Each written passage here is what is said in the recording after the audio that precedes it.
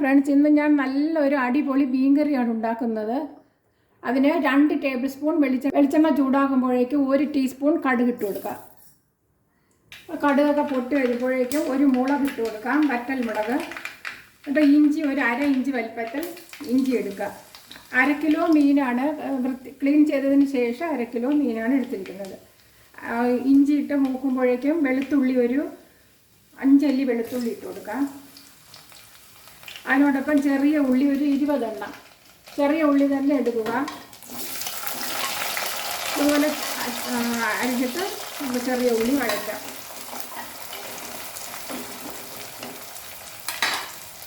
ഉള്ളിയുടെ brown colour ആയിട്ടുണ്ട്, ഉള്ളി കളറൊക്കെ മാറിയിട്ടുണ്ട്.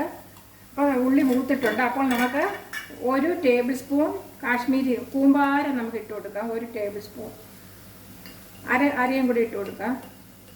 1.5 ടേബിൾ സ്പൂൺ ചില്ലി പൗഡർ ഇട്ടിട്ടുണ്ട്, റെഡ് ചില്ലി പൗഡർ. എന്നിട്ടത് മൂപ്പിക്കാം. പച്ച മണമൊക്കെ മാറുന്നതിന് വേണ്ടി നല്ലവണ്ണം ഒന്ന് മൂപ്പിച്ചെടുക്കാം. മീനിനായത് കാരണം നല്ല മൂക്കേണ്ടതായിട്ടുണ്ട്. അപ്പോൾ നല്ലവണ്ണം ഒന്ന് മൂപ്പിച്ചെടുക്കാം.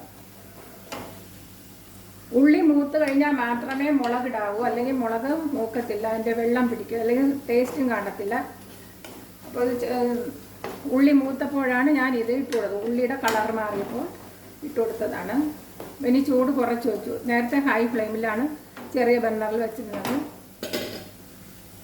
ഇനി 1/2 ടീസ്പൂൺ ഉലുവപ്പൊടി ഇട്ട് കൊടുക്കാം. ഉലുവപ്പൊടി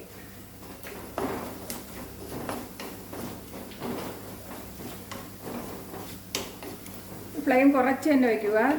എന്നിട്ട് ഫ്ലെയിം ഓഫ് ചെയ്യാം. നമുക്കിതൊക്കെ ഇടുമ്പോഴത്തേക്ക് ഫ്ലെയിം ഓഫ് ചെയ്ത്. അപ്പോൾ നമ്മൾ വാളൻ പുളി, ഒരു വലിയ നാരങ്ങ, 1/2 കിലോ മീനിന് കുറച്ച് മുരിങ്ങയ്ക്കയും കൂടി, 2 മുരിങ്ങയ്ക്ക പൊടി ഇടുന്നുണ്ട്. അപ്പോൾ ഇത്രയും ഒരു വലിയ നാരങ്ങ വലിപ്പത്തിൽ വാളൻ പുളി എടുത്തിട്ടുണ്ട്. നല്ലവണ്ണം ഇട്ടൊഴിക്കുക. വാളൻ പുളി ഇടാത്തവർ വേറൊരു പുളിയുണ്ട്, അത് ഇട്ട് കൊടുക്കാവുന്നതാണ്. വേറെ പിണങ്ങപ്പുളി. ഇതാ ഫ്ലെയിം കത്തിക്കാം. ഈ ചാറിന് വേണ്ടി കുറച്ചും കൂടി നമുക്ക് എത്ര ചാറാണോ വേണ്ടത് കുറച്ചും കൂടി പുളി, രണ്ടാമതും പുളി ഒരു മീന് എല്ലാം ക്ലീൻ ചെയ്യുന്നതിന് മുമ്പേ ഒരു 1/2 മണിക്കൂർ മുമ്പേ വെള്ളത്തിലിട്ട് കുതിർക്കാൻ വയ്ക്കുക. എന്നാലേ നല്ല ഏത് കുടംപുളി ആയാലും അതുപോലെ ചെയ്യുക. കുടംപുളിയുടെ കഷ്ണങ്ങളാണ് കുതിർത്തിട്ട് കൊടുക്കേണ്ടത്. ഇത് ഞാൻ വാളൻ പുളിയാണ് എടുത്തത്.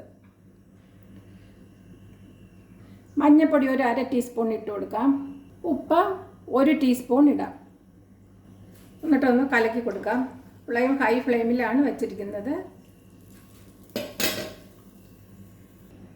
ഇതിനോടൊപ്പം തന്നെ 2 മുരിങ്ങയ്ക്ക തൊലിയൊക്കെ ചെത്തി 2ആറ്റി പിളർന്നത് ഇട്ട് കൊടുക്കുക. മുരിങ്ങയ്ക്ക ഇടുന്നതിന് വേണ്ടി നല്ലവണ്ണം ഒന്ന് തിളയ്ക്കുമ്പോൾ മുരിങ്ങയ്ക്ക ഇട്ട് ഒരു 5 മിനിറ്റ് തിളപ്പിക്കുക. അത് കഴിയുമ്പോൾ നമ്മുടെ കഷ്ണങ്ങൾ ഇട്ട് കൊടുക്കാവുന്നതാണ്. ഏത് മീനായാലും ഇതുപോലെ ചെയ്യാവുന്നതാണ്. ചൂര മീനായാലും അല്ല, കഷ്ണമുള്ള മീൻ ഇതുപോലെ ചെയ്തെടുക്കാം. അയല മീനും ഇതുപോലെ ചെയ്യാം. ഇത് വച്ചിട്ട് നമുക്ക് ദോശയ്ക്കും എല്ലാത്തിനും ഉപയോഗിക്കാവുന്നതാണ്. ഇനി 8 മിനിറ്റ് നമുക്ക് തിളപ്പിക്കാം. അതിനോടൊപ്പം ഒരു 2 പച്ചമുളകും കൂടി ഇട്ട് കൊടുക്കാം.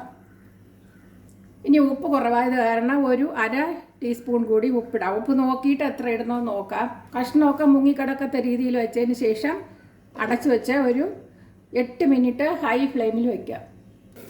ഹൈ ഫ്ലെയിമിൽ വെച്ചിട്ട് 8 മിനിറ്റ് ആയിട്ടുണ്ട്. ചെറിയ ബർണറിലാണ്. ഇനി ഫ്ലെയിം ഓഫ് ചെയ്ത് കൊടുക്കാം. ഇനി കുറച്ച് കറിവേപ്പില ഇട്ട് കൊടുക്കുക.